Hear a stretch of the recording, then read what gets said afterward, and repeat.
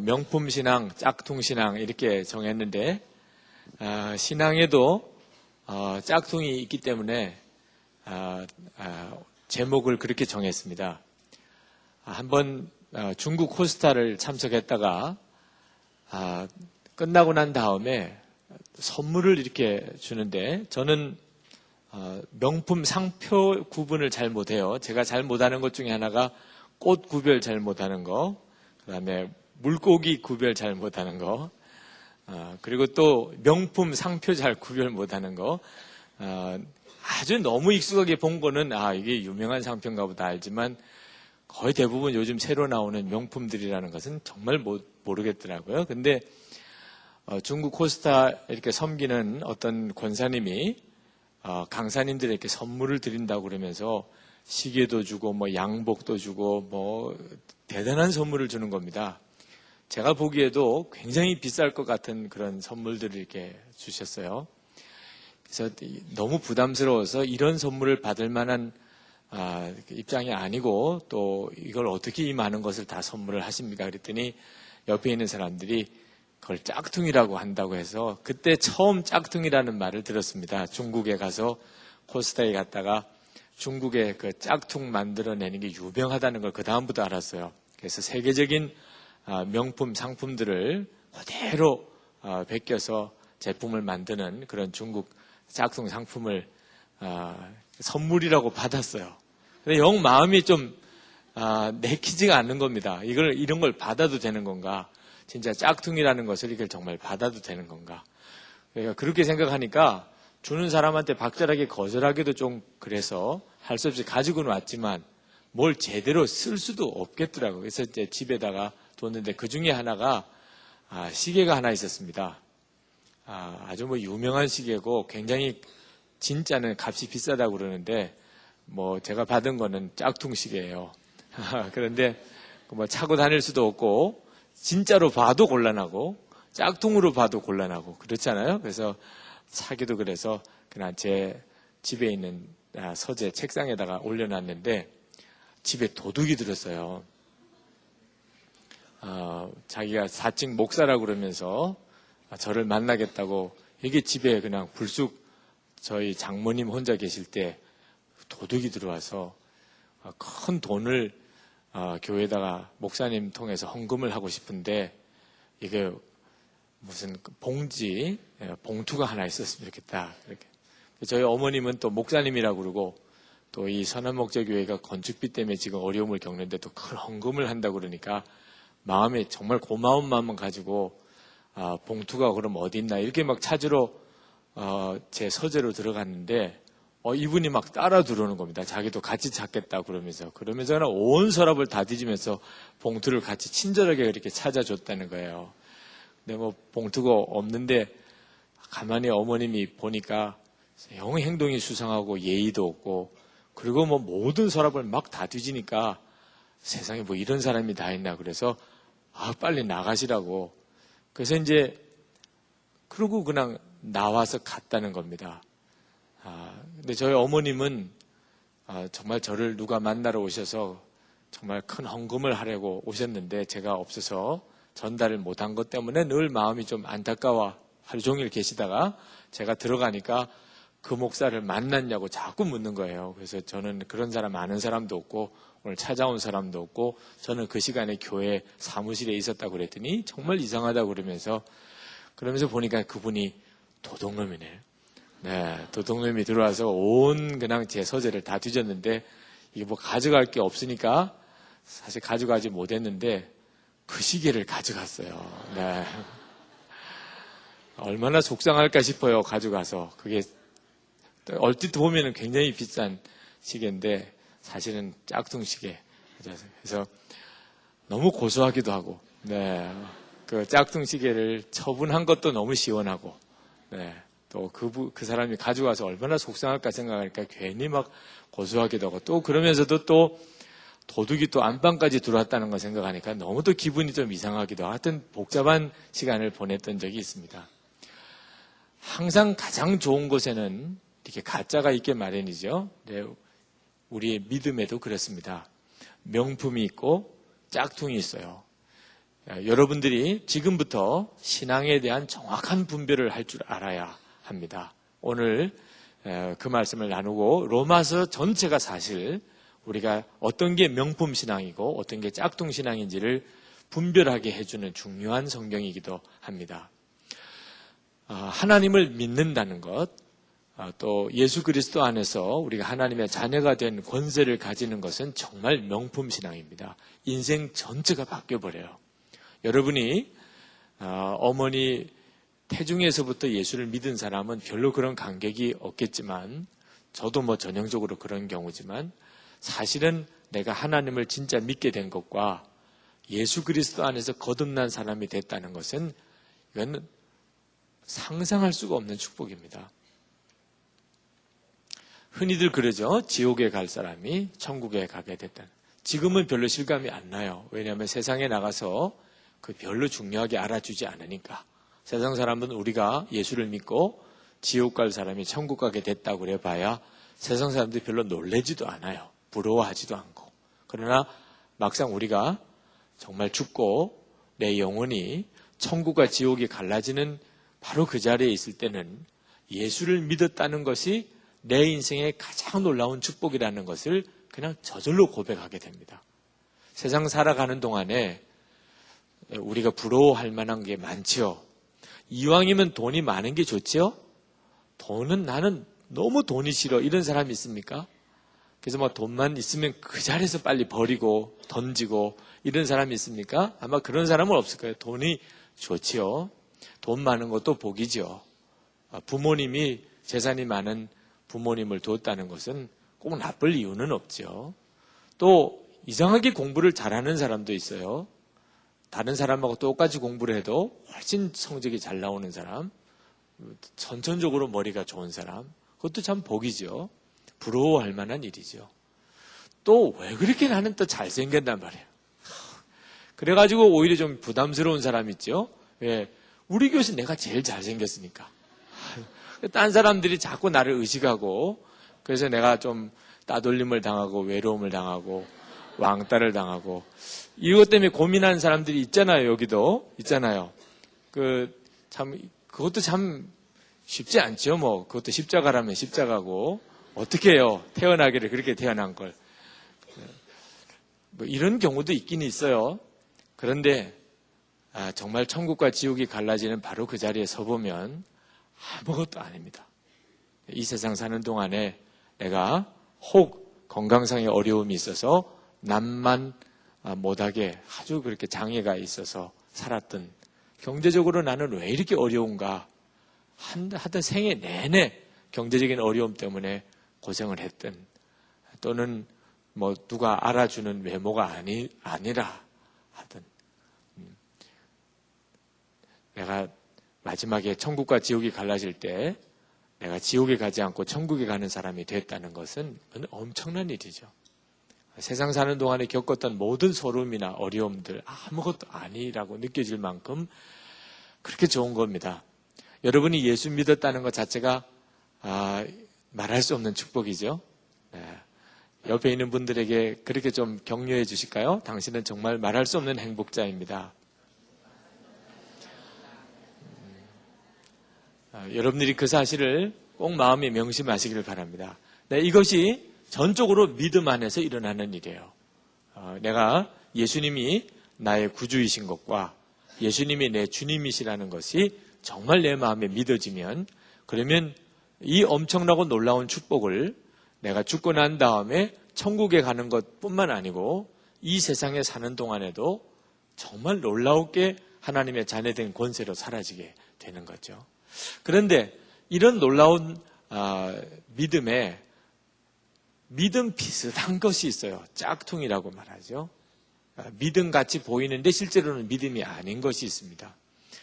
그 짝퉁 신앙 중에 쉽게 생각해 볼 수 있는 것이 하나가 착한 거하고 믿음하고는 달라요. 근데 우리는 흔히 쟤는 참 믿음이 좋은 것 같아. 그러면 실제로 믿음이 좋은 경우를 말하는 게 아니고 성격이 착하다는 경우가 상당히 많아요. 여러분, 우리 젊은이 교회 안에도 이제 서로 어지간히 좀 알고 나면 그러면 나름대로 어느 정도 그 사람의 믿음을 평가할 수 있게 되잖아요. 근데 여러분은 사람을 진짜 믿음을 보고 믿음을 말하는가? 아니면 성격 착한 것을 믿음이라고 말하는가? 저는 어릴 때부터 그렇게 믿음이 좋다는 이야기를 많이 들었어요. 그래서 진짜 나는 믿음이 좋은 줄 알았어요. 정말 주님을 만나고 눈이 열리기까지는 나는 진짜 명품 신앙을 가지고 있지 못했습니다. 근데 사람들로부터 믿음이 좋다는 이야기를 들은 이유는 굉장히 착했기 때문에요. 거의 믿어지지 않는 이야기이긴 합니다만 정말 착했어요. 중학교, 고등학교 다닐 때 이제 뭐 토요일이나 또는 뭐 방학 시작할 때 가지 말아야 되는 곳 쭉 이렇게 이야기를 하잖아요. 여기 가면은 뭐 선도위원들한테 걸리면 뭐 정학 처분을 받거나 퇴학 처분도 받거나 뭐 이런다고 그렇게 쭉 해주면 전 진짜 안 갔어요. 한 번도 간 적이 없어요. 예. 그런 데는 정말 악마들만 있는 곳인 줄 알았어요. 공부를 해도 정말 선생님 보람을 느낄 수 있게 해드려야 되겠다. 이렇게 공부를 했어요. 지난번 교육자 세미나 선생님들 모인 자리에 갔다가 그 학생 때 그 이야기를 했더니 그분들이 진짜 안 믿는 것 같아요. 정말이냐고 그렇게 생각하면서 진짜 시험 공부를 했냐고. 근데 나는 그게 믿음인 줄 알았어요. 내가 믿음이 좋은 거다. 여러분 중에도 사람이 좀 온순하고 이렇게 성품이 성실한 사람, 그런 사람은 쉽게 믿음이 좋은 평가를 받아요. 저 형제는 참 믿음이 좋아. 저 자매는 참 믿음이 좋아. 근데 실제로 하나님이 원하시는 믿음은 그 착한 것하고 다릅니다. 또 짝퉁 신앙의 전형적인 모습 중에 하나가 최선을 다하는 거예요. 어떤 일에 대해서 최선을 다하는 거. 교회에서도 예를 들어서 어떤 여러분이 가지고 있는 목장지기를 맡겠다든지 또는 어떤 리더를 맡겠다든지 하다못해 안내위원을 맡겠다든지 뭐 끝나고 난 다음에 청소하라고 했다든지 그럴 때 진짜 열심히 하는 사람이 있죠. 하여튼 주어진. 제가 아는 친구 목사님 아들이 정말 착하기도 하고 그리고 정말 무슨 일이든지 그렇게 최선을 다해요. 군회를 갔어요.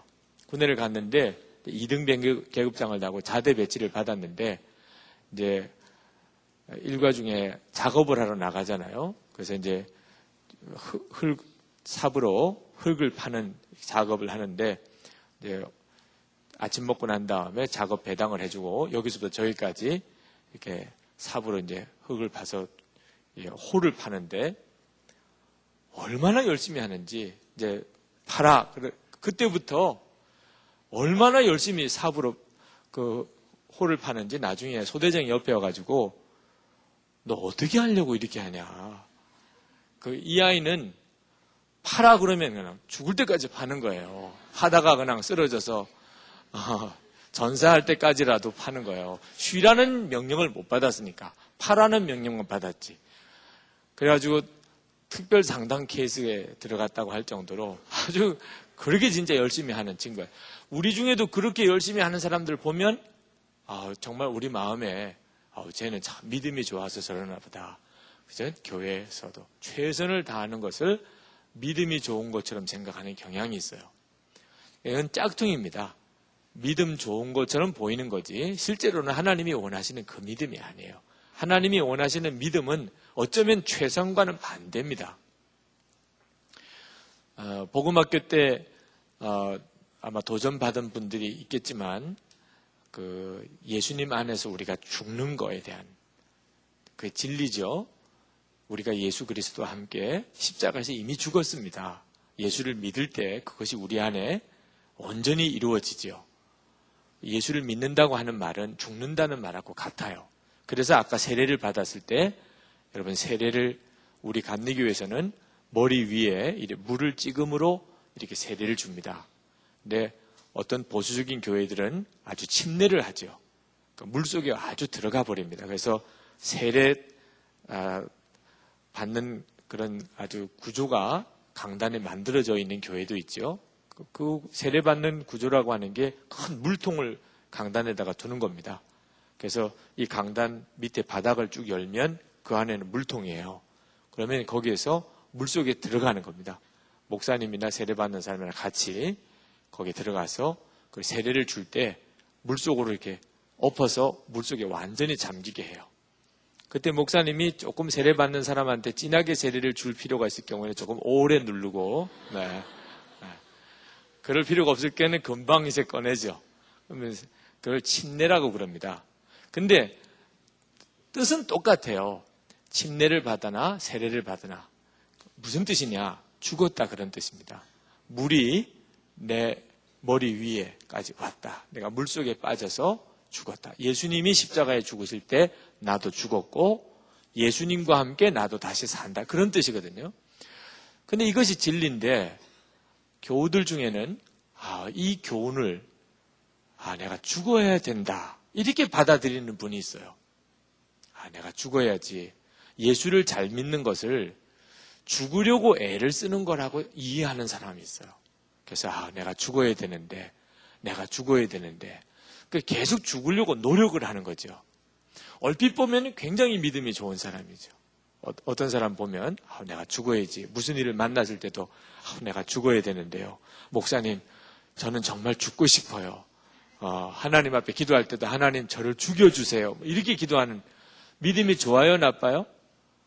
얼핏 보면 굉장히 믿음이 좋은 것처럼 보이죠. 근데 그것은 믿음하고 전혀 반대예요. 그건 믿음이 진짜 없는 거죠. 그럼 어떻게 하는 것이 믿음이 좋은 거죠? 죽으려고 노력을 하는 게 아니고 내가 이미 죽었다는 사실을 믿는 겁니다. 그게 명품신앙이에요. 명품신앙은 내가 이미 예수님과 함께 죽었다는 것을 믿는 거고, 짝퉁신앙은 죽어야지. 내가 죽어야 되는데 하나님 저 죽여주세요. 이렇게 하는 게 짝퉁신앙이라는 거예요. 그러니까 짝퉁신앙도 굉장히 믿음이 좋은 것처럼 보이는데 실제로 파고 들어가 보면 믿음이 아닌 거예요. 가짜 믿음이기 때문에 더 위험해요. 여러분은 세례 받으신 분들만 대답해 보세요. 여러분이 예수님과 함께 이미 죽었습니까?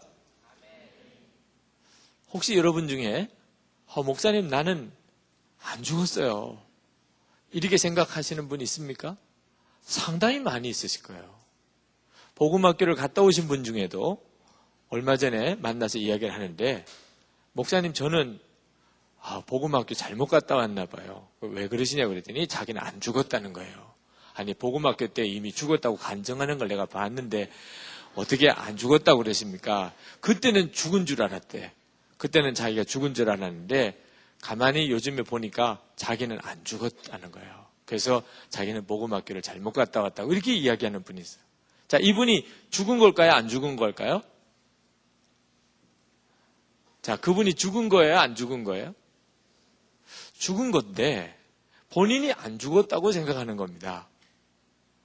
자, 여러분, 내가 경험에 반응을 하는지 진리에 반응을 하는지를 잘 보셔야 돼요. 여러분이 죄 사함을 받았다는 것을 믿습니까? 네, 어떻게 그것을 믿을 수 있어요? 진리에 반응했기 때문에 믿는 겁니다. 성경에 누구든지 예수님을 믿으면, 구주로 영접하면 내 모든 죄는 예수님과 함께 십자가에서 이미 다 해결되었다고 성경에 말했잖아요. 이게 진리거든요. 그 진리에 내가 믿음으로 반응하니까 나는 죄사함 받았습니다. 이렇게 이야기를 하는 거예요. 그러니까 내가 속죄의 확신을 갖는다는 말은 진리에 내가 반응을 하는 거예요. 진리를 결론되게 하는 거죠. 그래서 속죄의 확신을 갖는 거예요. 그러면 죽음은 어때요? 죽음은 똑같아요.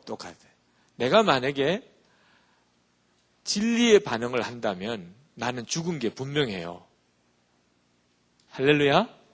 진리에 반응을 하면 난 죽은 게 분명해요. 왜? 진리가 그렇게 말을 했으니까. 내가 예수님과 함께 십자가에 못 박혔나니. 그랬잖아요.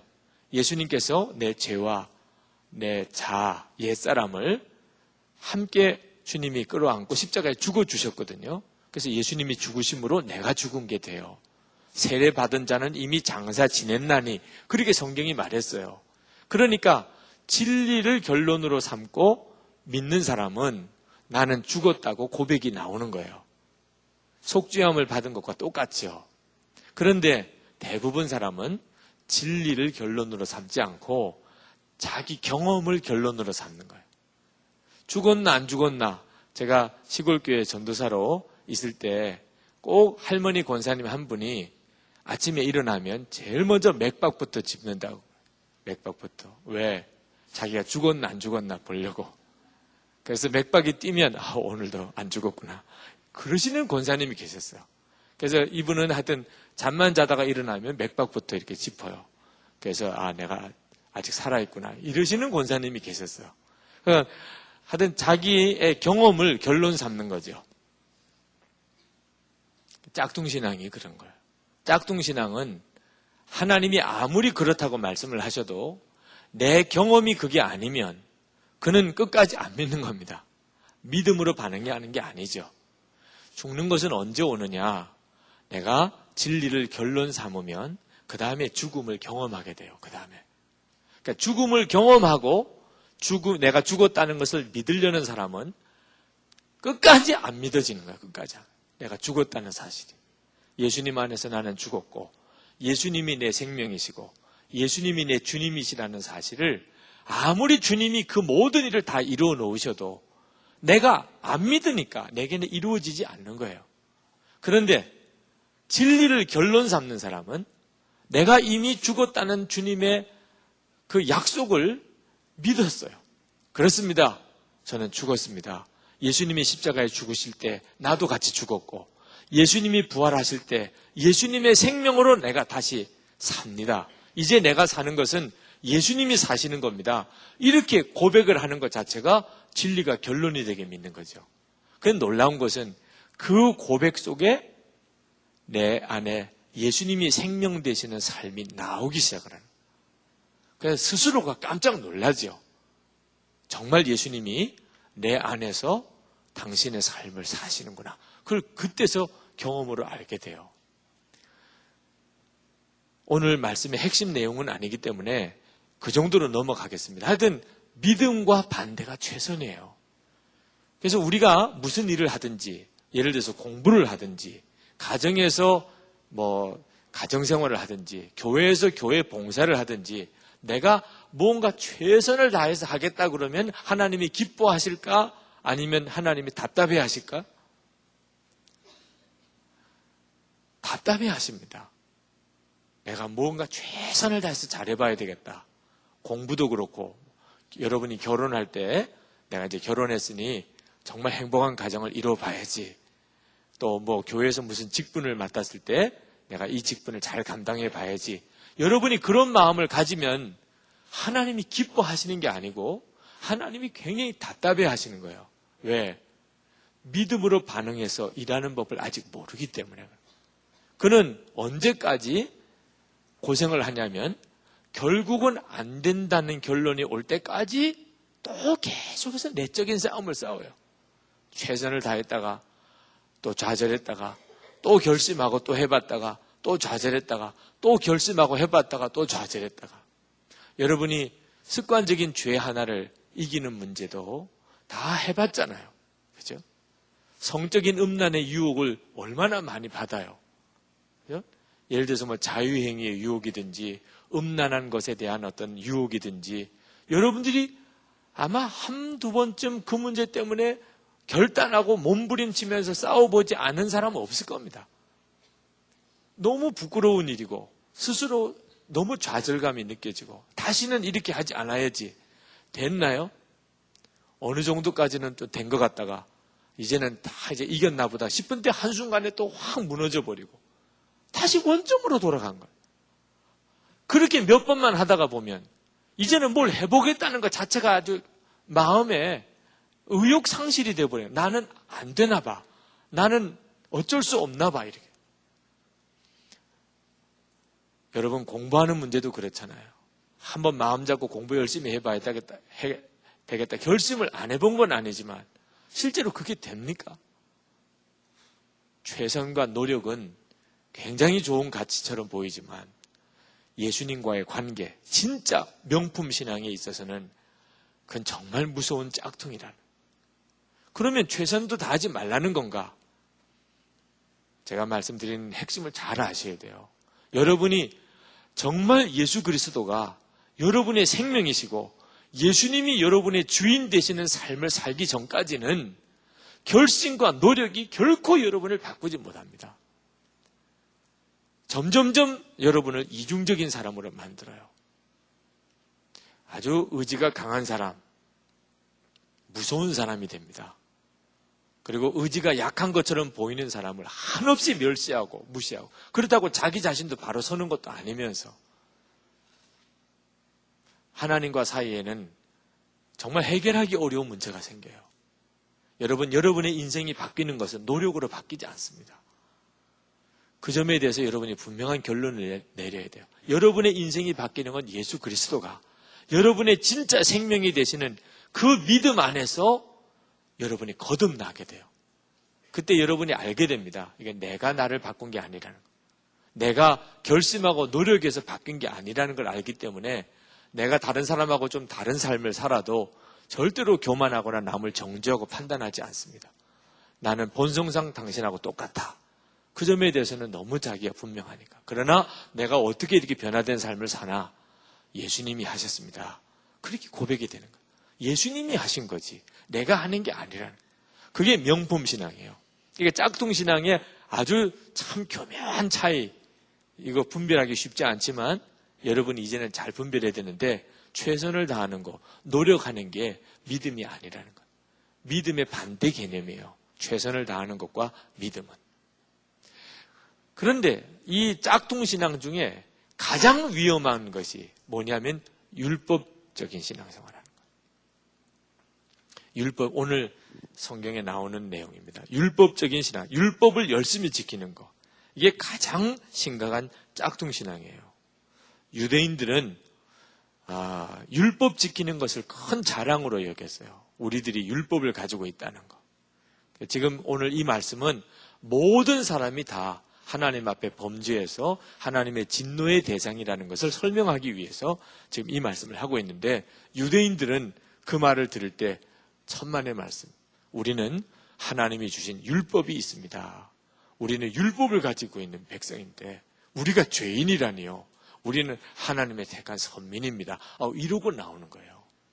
율법이 있다는 게 무슨 뜻인가 하는 것에 대한 설명을 하는 건데, 이 율법을 열심히 지키는 것이 짝퉁 신앙입니다. 하나님이 기뻐 받으시는 진짜 명품 신앙이 아니고. 29절을 한번 보실까요? 28절. 28절 말씀을 한번 같이 읽겠습니다. 시작. 겉모양으로 유대 사람이라고 해서 유대 사람이 아니요, 겉모양으로 살갗의 할례를 받았다고 해서 할례가 아닙니다. 율법이라고 하는 것은, 그것은 율법을 가지고 있다고만 해가지고 다가 아니라는 거예요. 율법이랑. 율법은 어떤 때 의미가 있는 거냐? 율법은 그 자체가 좋은 거예요. 그러나 율법을 다 지켰을 경우에만 그 율법이 의미가 있는 겁니다.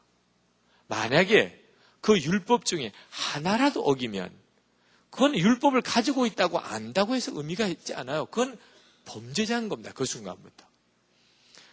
예를 들면 설명을 드리자면, 판사가 있습니다. 판사는 법에 대한 전문가지요. 자기가 재판을 하니까. 그러니까 법을 다 꿰뚫어서 공부도 했고 사법고시도 합격하고 그리고 판사가 됐어요. 자, 근데 판사가 법을 잘 아는 사람이죠. 그런데 금방 교통사고를 냈어요. 그래서 사람을 치어 죽였습니다. 그러면 판사는 어떻게 되나요? 법을 많이 아니까 괜찮지요? 그런 일은 없지요. 판사라도 법을 많이 알아도 본인이 교통사고를 내서 과실이긴 하지만 사람을 치어 죽였다 그러면 교통사고 과실치사로 그는 법의 판단을 받고 재판을 받게 됩니다. 자, 법을 많이 아는 것이 나쁠 건 없지만 법을 많이 안다고 하나님 앞에서 죄인됨에 있어서 뭐 조금이라도 도움이 됩니까? 법을 많이 아는 것은 아무 의미가 없어요. 법을 다 지켜야만 의미가 있는 거죠.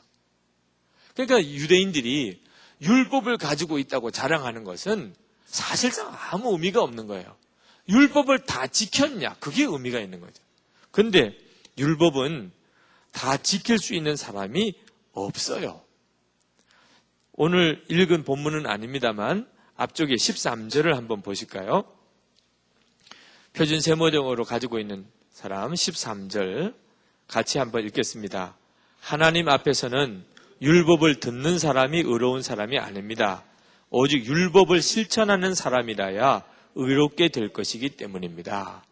그러니까 율법이 좋은 까닭은 하나님이 뭘 원하시는지 싫어하시는지를 알게 되기 때문에 하나님이 싫어하고 좋아하는 것을 구분할 수 있다는 뜻이지, 율법을 가지고 있다고 율법을 다 지킬 수 있다는 보장이 있는 것은 절대 아니라.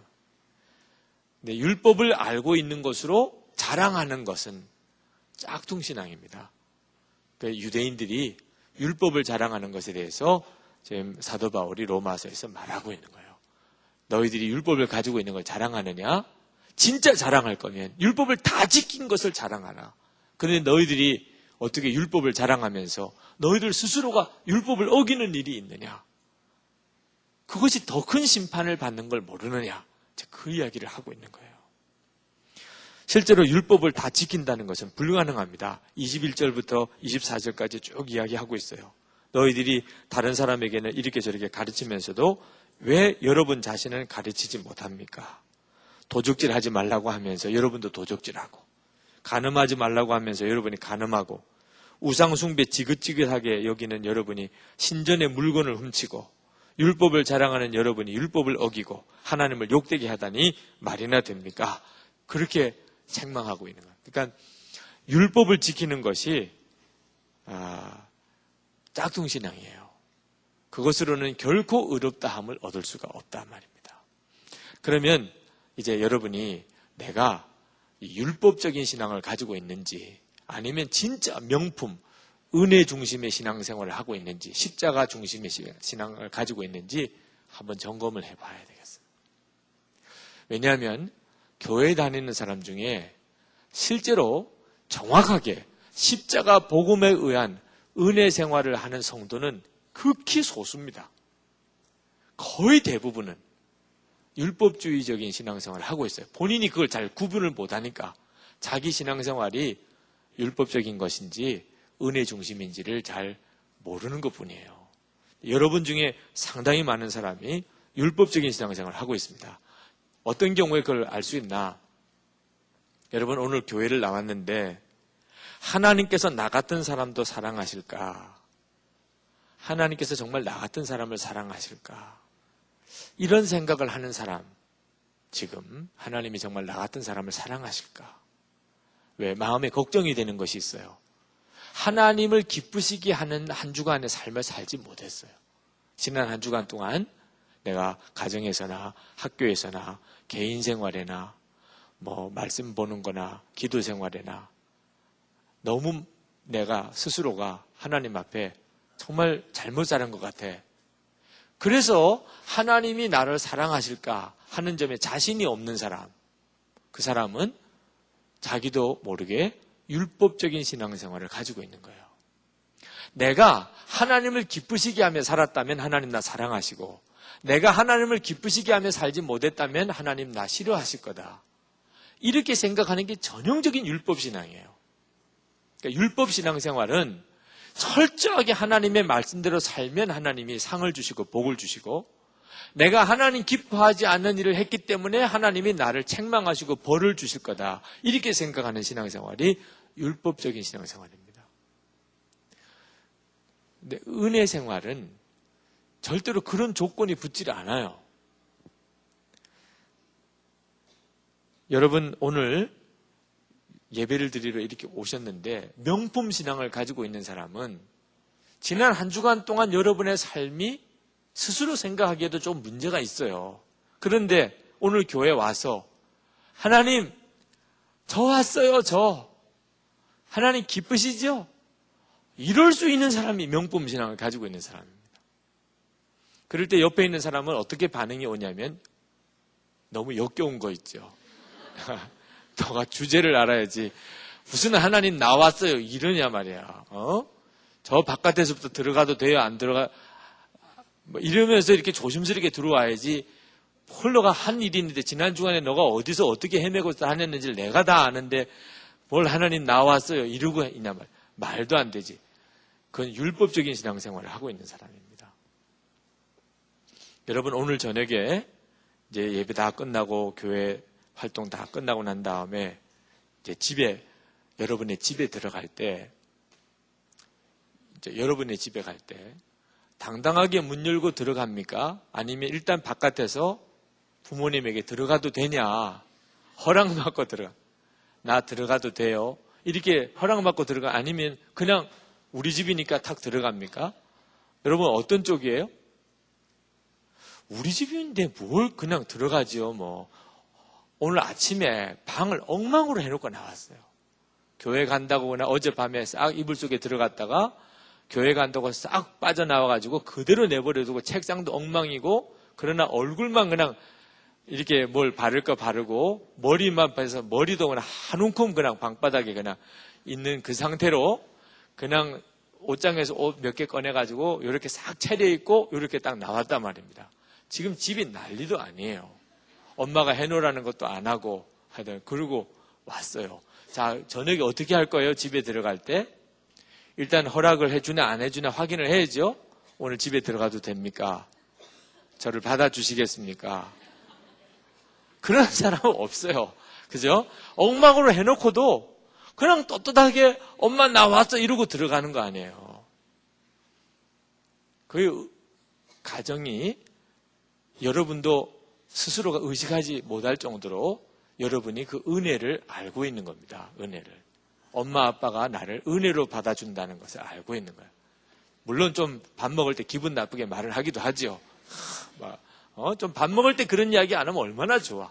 근데도 꼭 밥 먹을 때밖에 안 만나니까 너 뭐 했냐 안 했냐 뭐 너만 보면 속이 뒤집어진다 그러고 너 어떻게 시집 가겠냐 장가 가겠냐 뭐 이런 소리를 밥 먹을 때 왜 하는지 말이에요. 그래도 그런 소리를 들으면서도 꿋꿋하게 또 밤마다 또 그냥 집에 들어가는 거예요. 그런 이야기 몇 번 들으면 벌써 눈치를 채야 되는 거 아니에요. 나가달라 그 말 아닙니까? 그죠? 몇 번 그렇게 이야기한 거 들으면 아 부모님이 나 싫어하는구나. 나 말고 다른 사람을 자녀로 입양하려고 하는 뜻이 있구나. 이런 정도는 눈치가 채야 되는 거 아니에요? 그런데도 전혀 눈치 없는 사람처럼 또 오늘 밤에도 또 집에 들어간단 말이에요.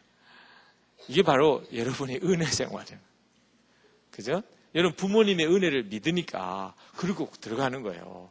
근데 여러분이 진짜 착하면 어떻게 돼요? 못 들어가는 거죠. 그래서 엄마 아빠가 막 정말 전단 붙이고 전봇대 붙이고 뭐 이러면서 그리고 뭐 한 주간 한 달 동안 헤매고 다니는 걸 여러분이 알잖아요. 그걸 붙이고 다니는 걸 봤으니까. 그래도 어떻게 부모님 앞에 나가요? 벼룩도 낯짝있지. 내가 그동안에 집에서 해놓은 게 있는데 공부를 제대로 했나? 방 청소를 제대로 했나? 설거지를 도와드렸나? 정말 진짜 자녀 중에 이런 자녀는 있을 수가 없잖아. 여러분이 생각해도 양심의 가책이 있으면 대답을 해보란 말이에요. 그런데 전단 붙이고 다닌다고 나 여기 있다 이렇게 나갈 수 있습니까? 양심도 없는 놈이지. 그죠? 그러니까 정말 부모님 앞에 못 나가는 거죠. 이런 경우가 바로 율법적인 신앙생활이라는 거예요. 그러니까 만약에 여러분이 여러분의 가정생활을 율법적인 신앙생활로 적용하자면 여러분은 정말 피곤하고 힘들게 가정생활을 해야 되는 겁니다. 왜? 집안이 모든 걸 다 율법으로만 따지니까 부모 말을 잘 지켰냐 안 했냐, 집에 득이 되냐 아니냐 이런 것들만 여러분이 여러분의 가정에서 받아들여주고 안 받아들여주고 한다면 정말 가정은 여러분에게 있어서는 너무나 삭막한 곳이 되는 거죠. 여러분은 여러분의 가정을 그렇게 생각하지 않죠? 근데 하나님이 꼭 같단 말이에요. 예수 그리스도 안에서 하나님이 우리에게 허락하신 것이 그 은혜예요. 부모님의 은혜하고 비교가 안 되는 하나님의 사랑으로 우리를 받아주신 거예요. 예수님의 십자가의 복음이.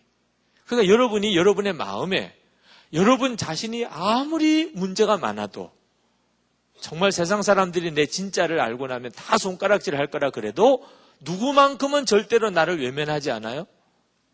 하나님만큼은 절대 나를 외면하지 않으신다. 예수님이 이미 나와 함께 십자가에 죽으셨고 내 죄와 저주의 문제는 다 끝났기 때문에 하나님은 예수 그리스도 안에서 나를 너무나 사랑하신다. 그게 진짜 믿어지는 것, 그게 명품 신앙인 거예요. 그게 은혜에 대하여 믿는 겁니다. 그러니까 이게 진짜 믿어지는 사람은 오늘 교회 와서 하나님 나 왔어요 이렇게 되는 거예요. 근데 교회 와가지고 내가 하나님 앞에서 무슨 의미가 있을까? 정말 지난 주간에 생각해 보면 정말 약속한 거, 결심한 거 하나도 제대로 지킨 것도 없고 하나님께서 내 기도 들어주시기나 하실까? 하나님은 나를 아마 벌 주실 거야. 이렇게 생각하는 것은 여러분도 모르는 사이에 율법이 작동하는 거예요. 이 짝퉁신앙과 명품신앙을 구별하는 중요한 기준이 뭐냐면 사랑입니다. 사랑. 내가 짝퉁신앙을 가지고 있냐, 명품신앙을 가지고 있냐, 율법주의 신앙에 빠진 것은 아닌가, 그것을 점검해 보는 게 사랑이에요. 여러분이 명품신앙을 가지고 있다면, 다시 말하면 십자가 복음의 신앙이 분명하면 여러분은 사랑 속에서 살아요. 사랑을 받는 것뿐만 아니고 여러분도 사랑을 주어요.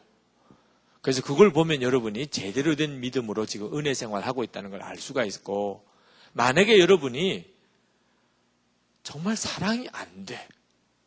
집에서도 그렇고 학교에서도 그렇고 직장에서도 그렇고 교회에서도 그렇고 아주 그렇게 못마땅한 사람이 많고 문제 있는 사람이 많고 싫은 사람이 많고 부담되는 사람이 많고, 그 말은 여러분이 율법적인 신앙생활에 빠져 있다는 뜻입니다. 미국에서 목회하시는 남병희 목사님이 한 번은 그분의 책 속에 이렇게 썼어요. 그분이 어느 교회를 찾아가서 이제 말씀 전해달라는 초청을 받아서 갑니다. 그럼 이제 거기 장로님들이나 목사님들이 쭉 나오셔서 인사를 하잖아요. 그래서 차도 같이 마시고, 그때 이 교회 분위기를 대략 분간할 수 있다는 거예요. 그때 그 목사님이나 교회 장로님 중직들이 아주 엄숙하고 권위 있는 교인들이 많이 보이면 이 교회도 골치 꽤나 아프겠구나 이렇게 생각이 든다는 거예요. 왜냐하면 사람이 정말 사랑할 때는 엄숙한 표정을 짓지 못합니다. 막 마음에 사랑이 넘치면 사람이 이렇게 엄숙해지지가 않아요. 영 사람이 좀 풀어진 것 같고, 사람이 사랑이 많으면, 여러분 주변에도 사랑에 빠졌는지 안 빠졌는지 금방 알아요. 제가 중학교 다닐 때는 속았잖아요, 제가. 그 친구 하나가 아주 얘는 정말 요즘으로 말하면 뭐라 그러나요? 짱이라 그러나요? 하여튼 그런 애가 있었어요. 근데 한 번은 나를 이렇게 부르더니 제 이 옆쪽을 이렇게 만져보는 겁니다. 이리 와봐. 기성아, 이리 와봐. 그러더니 제 옆쪽을 만져보더니 너 누구 사랑하나 보다. 이러는 겁니다. 중학교 1학년 때. 난 진짜 들킨 줄 알았어요.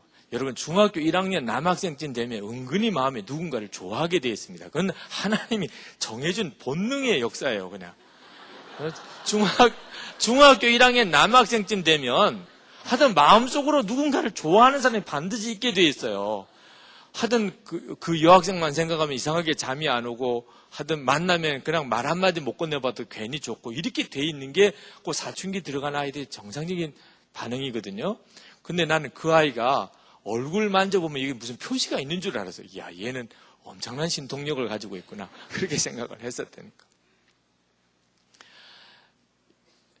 여러분, 사람이 누구를 이렇게 사랑하면 말이에요. 그러면 벌써 딱 분위기를 보면 압니다. 쟤 사랑하는 사람이 있는 모양이다. 사람이 약간 좀 풀어져요. 사랑하는 사람이 생겼는데 계속 엄숙하다. 이건 있을 수가 없어요. 그래서 여러분 주변에 요즘에 계속 좀 침울하고 그러면 사랑 전선에 조금 문제가 있는 겁니다.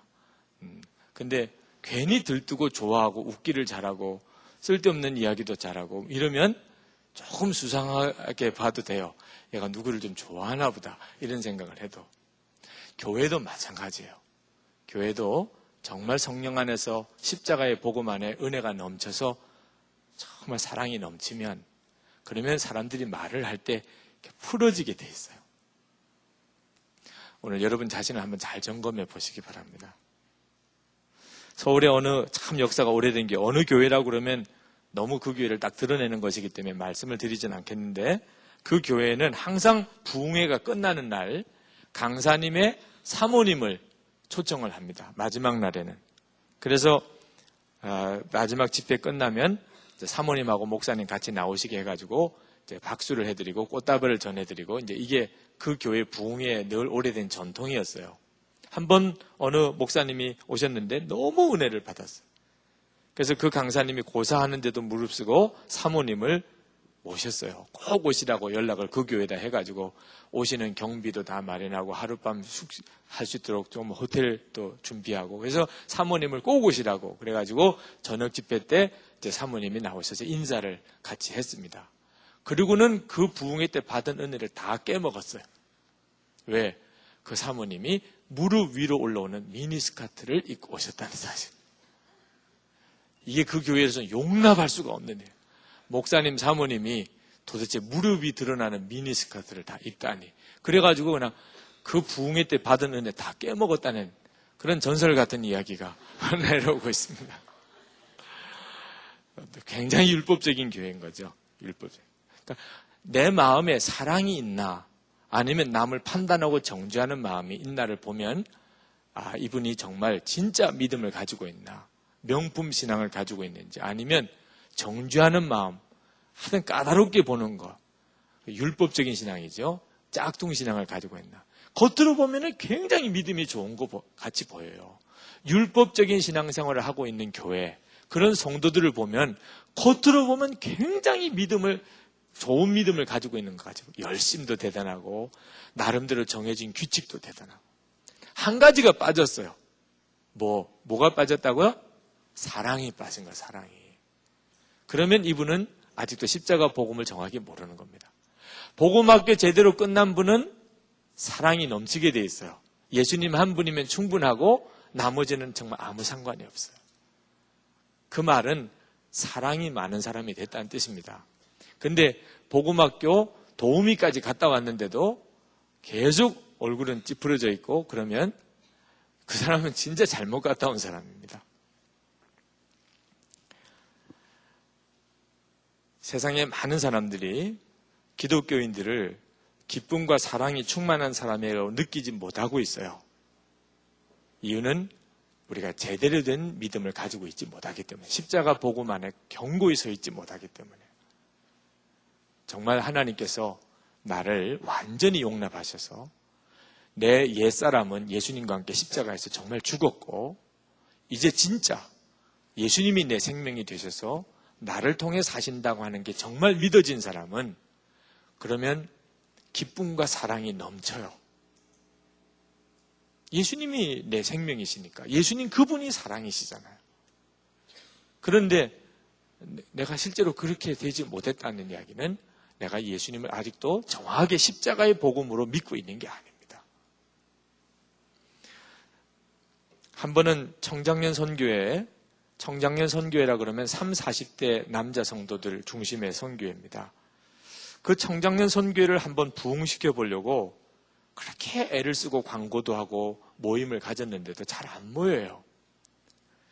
그러다가 한 번은 이웃 교회에서 그 청장년 선교회 비슷한 연령에 있는 교인들이 축구 시합을 하자는 제안이 왔어요. 교세도 비슷한 교세. 그래가지고 청장년 선교에다가 그 점에 대해서 사명을 줬어요. 축구 시합 제안이 왔는데 선수들 뽑아가지고 한번 시합을 나가십시다. 그랬더니 청장년 회장이 알겠다고. 그래가지고 그 다음에 이제 시합을 해야 되니까 연습도 해야 되잖아요. 그러면서 쭉 청장년 선교 회원들한테 연락을 쭉 해가지고 연습을 하는데 진짜 감동을 먹었어요. 그렇게 안 모이던 청장년 선교 회원들이 그 땡볕에 그 땀을 뻘뻘 흘려가면서 그렇게 많이 모여가지고 열심히 뛰는 그 고생스러운 일을 기쁨으로 하는 것을 보고 충격을 받았다니까. 아니, 교회에서는 에어컨 다 틀어주고 그리고 모여서 그냥 가만히 앉아가지고 기도하고 말씀 듣고 은혜 받고 간식 준비한 거 먹고 그러라 그래도 안 오던 사람들이 그냥 그 땡볕에 가서 땀 흘리면서 뛰면서 고생하면서 다리 삐어가면서 그렇게 하라는데 거기에는 그렇게 많이 모이다. 난 이해가 잘 안 되는 거야, 도무지. 마음으로부터 정말 하고 싶은 일은 그러네요. 마음으로부터 하고 싶은. 겉으로 보면 고생스러운 일 같은데 마음으로부터 막 하고 싶은 일은 그렇게 되더란 말이에요. 마음이 안 움직이면 아무리 모든 요건이 잘 갖춰도 안 된단 말이에요. 여러분이 예수를 믿는 것이 율법적인 신앙생활에 빠지면 모든 게 다 힘들어요. 교회 나오는 것도, 주일 예배 드리는 것도, 찬양하는 것도. 아직까지 예수님을 진짜 만나지 못한 분은 찬양이 기쁘지 않습니다. 그래서 어떤 형제는 젊은이 교회, 자기가 청년이니까 젊은이 교회 나오라고 그래서 나왔어요. 나왔다가 그냥 어른 예배에 참석하는 형제가 있는데 왜 그러냐 그랬더니 다른 건 좋은데 찬양하는데 너무 다리가 아프다.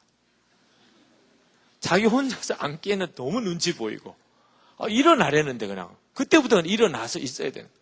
자기는 막 찬양 자체가 뭔가 마음에 움직이는 것도 아닌데 계속 그러니까 그 청년은 내내 일어서 있는 거예요. 찬양을 하는 게 아니고 그냥 같이 앉기가 미안하니까 옆 사람은 다 일어서 있는데 자기 혼자 이제 앉으니까 너무 미안해요. 그래서 2번 참석했다가 나는 그냥 본교회 산부 예배 가는 게 좋겠다 이러고 간 사람이 있어요. 이유는 아직도 내 마음으로부터 주님을 만나지 못했기 때문에 주님을 정말 찬양하는 것 자체가 마음에 안 와닿는 거죠. 그러니까 그 청년에게는 찬양이 하나 율법적인 행위일 뿐이에요.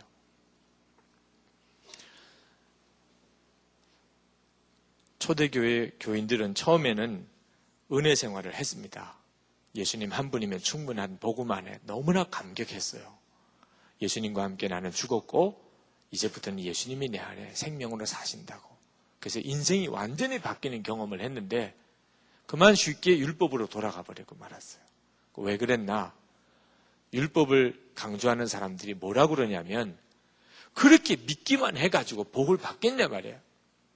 뭔가 하나님이 기쁘시게 하는 무슨 일을 해야지.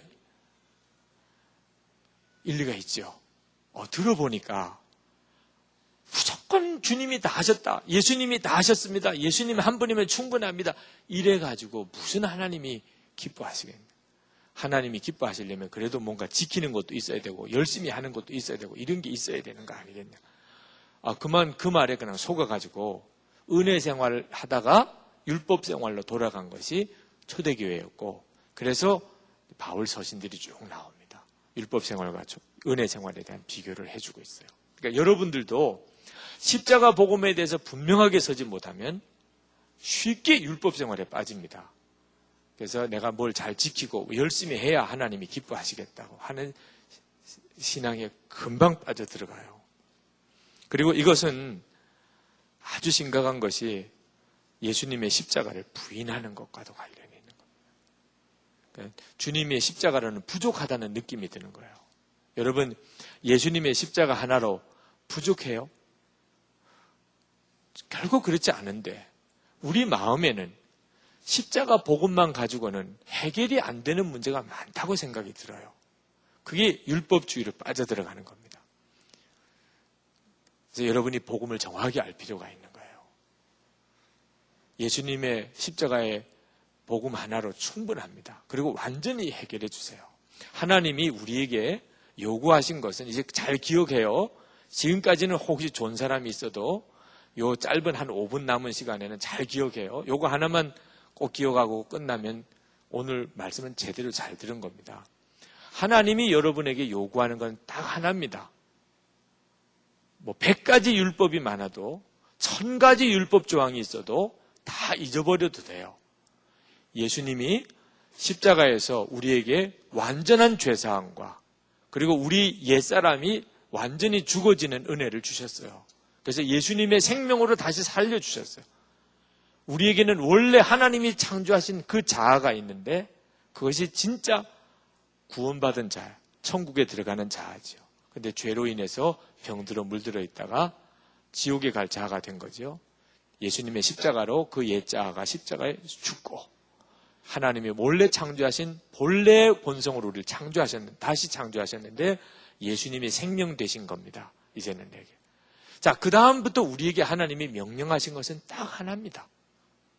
뭐지요? 사랑하라는 거. 하나님이 여러분에게 지워준 법이 하나 있다면 정말 하나님이 하나 너 지키라. 나머지는 다 잊어버려도 좋으니까. 예수 그리스도를 너에게 주었으니 너는 나를 위해서 딱 하나만 하라. 그게 뭔가? 사랑하라는 거. 사랑하면 모든 율법을 다 지킨 거예요. 꼭 기억해요. 사랑하는 게 힘들다고 생각하는 사람이 있을지 모르겠지만 생각해 보세요. 사랑하라는 거 하나만 명령하셨다. 이건 진짜 축복이죠. 이제부터 내가 사는 것은 사랑하기만 하면 되는 거예요. 이것보다 행복한 사람이 어디 있어요? 다른 것도 아니고 그냥 사랑하기만 하는. 여러분의 부모님 요구할 대상이 아닙니다. 부모님이 나에게 뭘 해줄까? 이제는 깨끗하게 접어요. 바로 하나님으로 건너뛰시기 바랍니다. 부모님, 하나님이 부모님을 통해서 주실 수는 있어요. 그러나 부모님 그분에게는 절대로 의지하지 마세요. 이제 여러분만한 나이가 됐으면 부모님과 뭘 요구하는 관계는 딱 끊어요. 하나님이 하실 겁니다. 예수님이 내 주님이시니까 주님이 다 예수님으로 충분해요. 부모님은 내게 어떤 존재냐? 사랑하는 존재예요. 내가 부모님을 사랑하는 거. 이제부터는 아버님과 어머님. 정말 어릴 때 그분이 나를 때린 거 생각하면 막 평생 한이 있어도 예수님 안에서 이미 그 십자가에서 다 죽었고, 그죠? 내가 이제 부모님과의 관계에 있어서 내게 주어진 것은 사랑하는 거예요. 여러분 중에 혹시 형, 언니, 동생 있습니까? 사랑하는 거예요, 저는. 그리고 주님이 어떻게 역사하시는지를 봐요. 교회 안에 여러분의 지체들 사이에도 여러분에게 주신 명령은 딱 하나예요.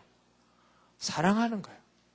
오늘 끝나고 난 다음에 목장으로 여러분 가서 여러분 목장에서 같이 모인 사람을 가만히 둘러봐요.